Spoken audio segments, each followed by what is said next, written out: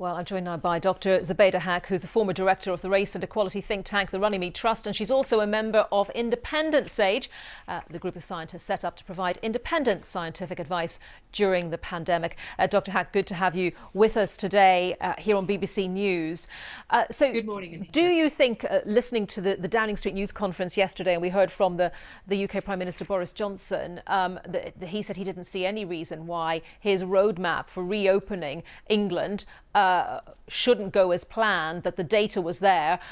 Do you agree broadly with that position? Well, if only he followed the data. I think what's really worrying to Independent Sage and myself is that this really seems to be a roadmap that's all about dates rather than data.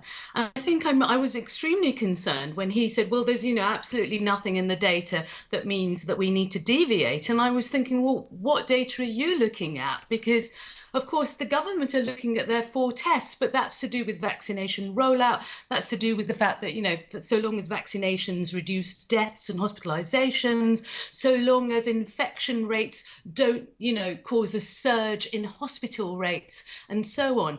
But actually, there is a key concern here.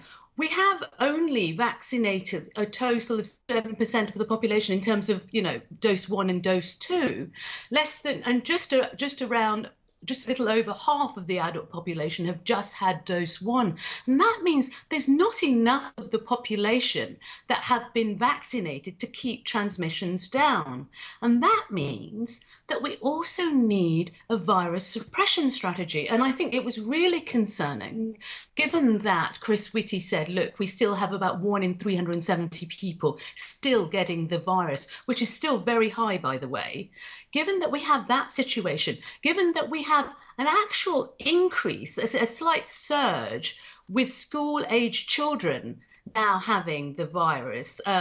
So school-aged children have the most prevalent of infections right now across all age groups. Given that we've got that really precarious situation and we have been through a brutal 3rd lockdown, you'd think that this government would be a lot more cautious. And I'm really worried. Sorry to interrupt.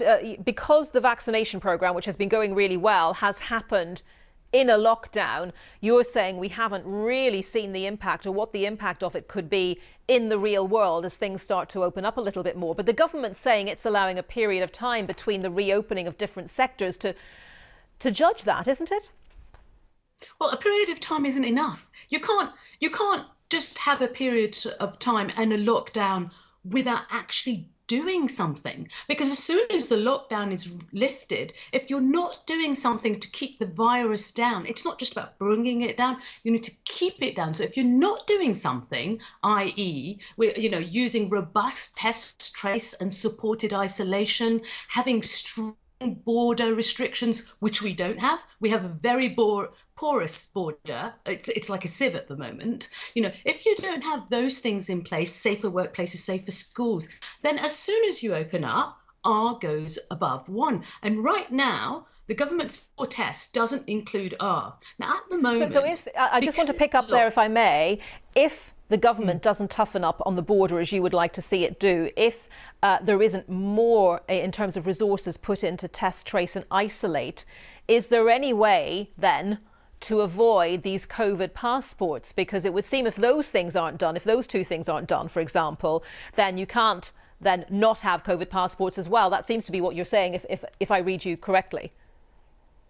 Not exactly. I mean, I think ideally we want to avoid COVID passports, which will be highly divisive. It will create a 2-tier system between the vaccinated and the not vaccinated and will be discriminatory. I mean, this has been a pandemic of inequality and poverty. We do not want to exacerbate that. Now, I think at the moment, the message from the government is we're likely to have vaccine passports, which firstly is worrying because we're supposed to be having a review of it before we have it. Secondly is worrying because where is the parliamentary scrutiny on something that's going to really infringe on individual liberty? It will be asking for our private medical data to be shared.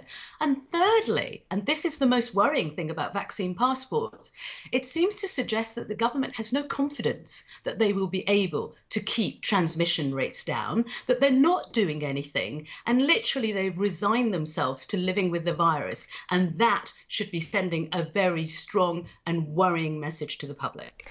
I want to take you back to the borders and the idea of international travel, which of course is something that, lots of people naturally would like to think that they might be able to have a holiday. Whether they can or not, we just don't know yet. But the Prime Minister did say yesterday that the 17th of May, hopefully, in his words, was the point at which that could begin to be looked at again. You have described a couple of minutes ago the UK border as being like a sieve. What does that mean for the thoughts of international travel? And is that an area where some sort of passport system practically will have to be introduced? The problem is vaccine passports won't be able to predict really where all the new variants are coming from. So a good example, Anita, is right now we have a third wave on our doorstep in Europe. Now, the Prime Minister has referred to that, but extraordinarily, even though there's a third wave in Europe, and even though in places like France, there are about 5 to 10% of new cases, that is the South African variant. Now, the South African variant is worrying because the COVID vaccine like AstraZeneca isn't very resistant to that. And so the South African variant can circumnavigate that vaccine. That vaccine cannot protect you from the South African variant. Now, those countries, Germany, France, most of the European countries are not on the red list. People are allowed to come in as they please. And that is very worrying. And the quarantine system is not strong enough. It hasn't kicked in for UK and Irish citizens yet. So that is a really worrying system. That's why I was saying it's like a sieve. On top of that, a vaccine passport won't prevent people from going to countries that are deemed safe, but from mixing with other people at resorts. I mean, are you going to wander around asking people, listen, I want to know which countries you've been on because I want to know if it's a country where there's a variant of concern? You're not going to be doing that. So people are going to be mixing freely, and that's something the vaccine passport cannot prevent. So actually, it's false security. What we really need to do in this country, and this is really lacking, is have a virus suppression strategy. We need to use test, trace, and supported isolation, financially supporting people to self-isolate, to keep transmission rates low, to break the transmission rates. We need a stronger border restrictions. We need safer workplaces and schools, and we need to do a lot more to keep variants out, because that's what will compromise our vaccination rollout success. Dr. Zubaida Haque from Independent Sage, thank you very much for your time. Good to talk to you.